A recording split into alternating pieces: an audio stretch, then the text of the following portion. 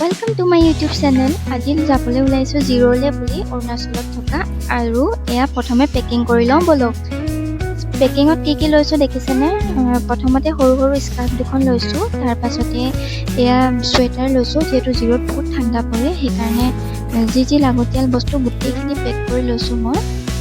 Sweater দুটা লৈছো, তাৰপিছত যেহেতু হোমষ্টেত থাকিম সেইটো কাৰণে লৈছো ঘৰত পিন্ধা এনেকুৱা ফ্ৰক এটা, তাৰ পাছতে দেখিছেনে এয়া সৰুকৈ পাতলকৈ কম্বল এখনো লৈছো। আচলতে এখন গাত লৈ ফুৰিব পৰীয়া কম্বল হয়, এনেই হেভি কম্বল নহয়। তাৰপিছতে কচমেটিকৰ বস্তুখিনিও মই ভৰাই লৈছো, ইয়াতে ফণি চনি আছে। তাৰপিছতে এয়া হট কালাৰৰ জিন্স এটাও লৈ লৈছো।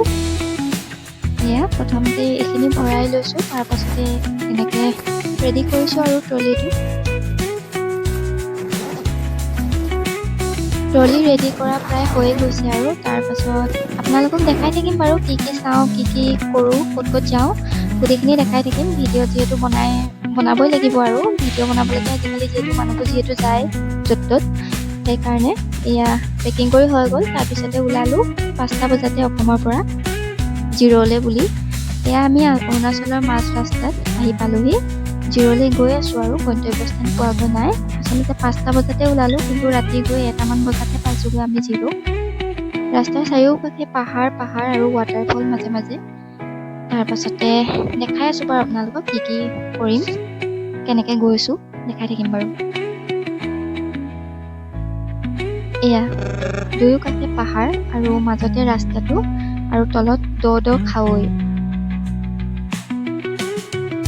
মাজে মাজে কমলা গছ, চাংঘৰ, ভিউ পইণ্ট এটা দুটা এনেকৈ পাৰ হৈ আমি জিৰ' পামগৈ আৰু লাহে লাহে। অসমৰ পৰা 8 ঘণ্টা লাগে জিৰ'লৈ গ'লে, মানে মাজতে আপোনালোকে কিহত যায় সেইটোৰ ওপৰতো নিৰ্ভৰ কৰে বাৰু। এয়া চব অৰুণাচলৰ ৰাস্তা অকোৱা মাজতে এটা দুটা ভিউ পইণ্ট। ইয়াতে আপোনালোকে প্ৰাইভেট গাড়ী আহিলে ৰখাই পিনি ভিউটো এনজয় কৰিব পাৰে। যিহেতু আমি বাছত গৈছিলোঁ সেইকাৰণে আমি য'তে ত'তে বাছ ৰখোৱা নাই বাৰু। এনেকৈ কমলা গছ কিবা এইবোৰ দেখি আহিছোঁ আৰু। তাৰ পাছতে এয়া বান্দৰদোৱা আছিলে নে হাৰমতি আছিলে পাহৰি থাকিলোঁ বাৰু। বৰ্ডাৰ ক্ৰছ কৰিব লওঁতে এইখিনি ঠাইত আমি ৰৈছিলোঁ।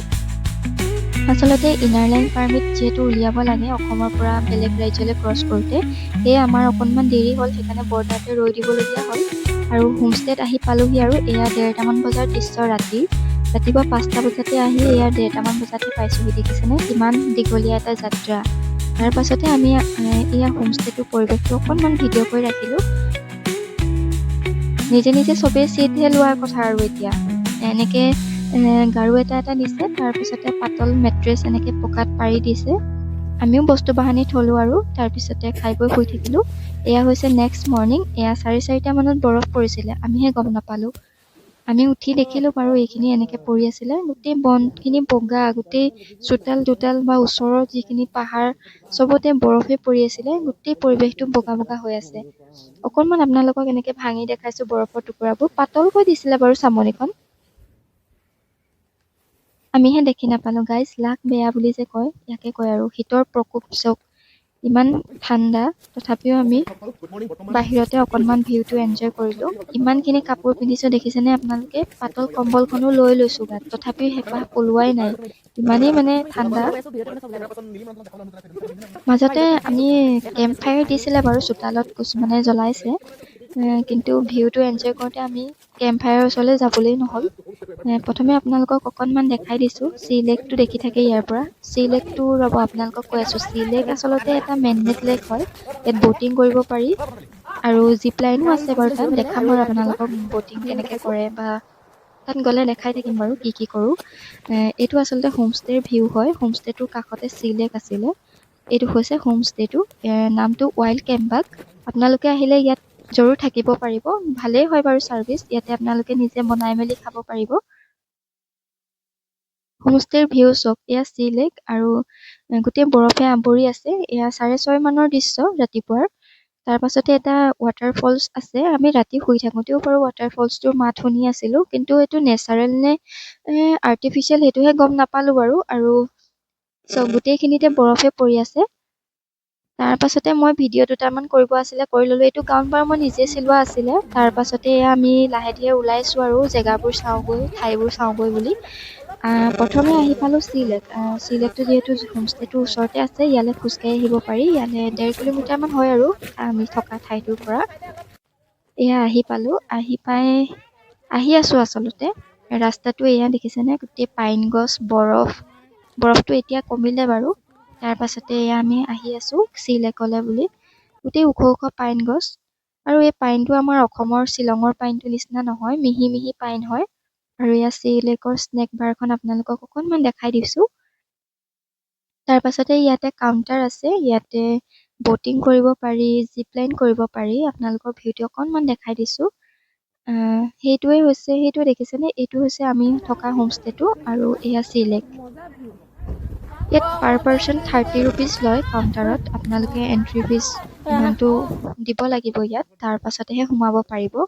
এতিয়া আমি আহি পালোহি অল্ড জিৰ' টাউন, আৰু অল্ড জিৰ'ত আমি কি কি এক্টিভিটি কৰোঁ, কি কি চাওঁ আপোনালোকক দেখাই থাকিম বাৰু।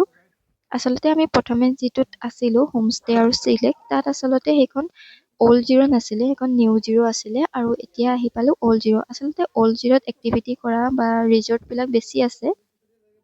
অল্ড জিৰ'খন বেছি ৰিচ হয়। আচলতে আমি এতিয়া ক'ত আহি আছোঁ প্ৰথমে ধৰিব পৰা নাছিলোঁ, কিন্তু পাছত গম পালোঁ। এই লেফ্ট ছাইডে গ'লে মানে কাছা ৰিজৰ্ট পায়, আৰু ওপৰলৈ উঠি গ'লে হিমালয়ান হেৰিটেজ কমপ্লেক্স পায়। দুটা বেলেগ বেলেগ হয় বাৰু ঠাই। অকণমান ওপৰলৈ গ'লে পাব আপোনালোকে হিমালয়ান হেৰিটেজ কমপ্লেক্স।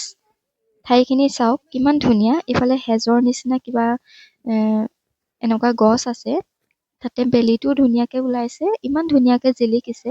লগতে গোটেই পাহাৰ, আৰু আমি যথেষ্ট ওখলৈ ওপৰলৈ উঠি আহিছোঁ। এইফালে কাৰ পাৰ্কিঙৰ ব্যৱস্থা আছে। তাৰ পাছতে ওপৰলৈ গৈ থাকিম। আমি প্ৰথমে হিমালয়ান হেৰিটেজ কমপ্লেক্সটোৱে চাম বাৰু। এয়া ওখ ওখ পাইন গছ। পাহাৰত আমি এনেকৈ খোজকাঢ়ি আহি আছোঁ। আহি আমি এতিয়া পাম আৰু কাছা ৰিজৰ্ট সোমালোঁ। কাছা ৰিজৰ্ট সোমাই এয়া প্ৰথমে এনেকুৱা ফল এটা দেখিলোঁ। মই ভাবিলোঁ এইটো কিবা জলকীয়া নিচিনা বস্তু হয়, কিন্তু জলকীয়া নহ'বও পাৰে। তোমালোকে যদি চিনি পাই ক'বচোন কি বস্তু হয় এইটো। তাৰ পাছতে আমি কাছা ৰিজৰ্টৰ পৰা ওলাইছোঁ আৰু। এয়া চাওক ভিউটো।